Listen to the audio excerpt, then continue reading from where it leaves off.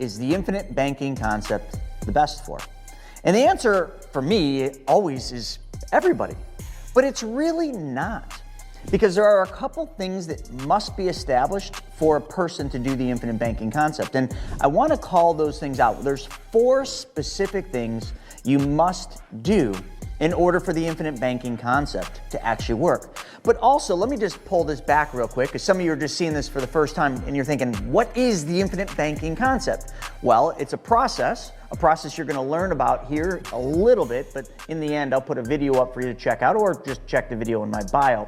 But it is a process of you taking back the banking functions in your life. In other words, you become the bank. You no longer have to rely on banks for all the things that you rely on a bank today, and all the money that you give to the bank, all the money you give up to the bank, you take that back. And with taking that back, you also take back control of your money. But again, let's get back to the topic. What is it that you must be doing in order for the infinite banking concept to work? Or in other words, who does this not work for? That's what we're going to cover. Let's dive in.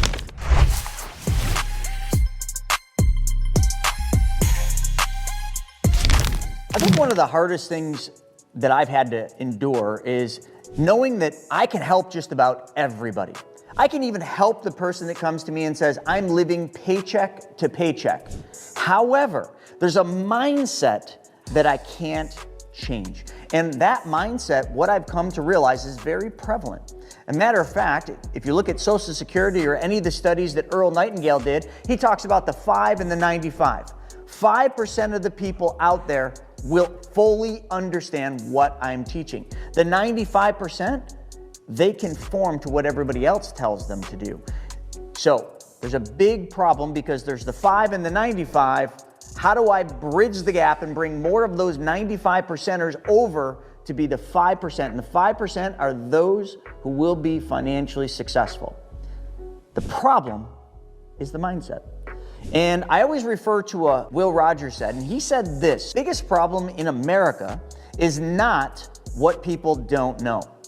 He said the biggest problem in America is what people think they know that just ain't so. So if the problem is not what you don't know, because you can learn, the problem is what you think that you know that just ain't so. That's your mindset. You've been preconditioned to believe that things are as they are. Or, in other words, that everything you've been taught in your life is the only way it works. But when it comes to money, what you've been taught about money actually is not the whole truth about money.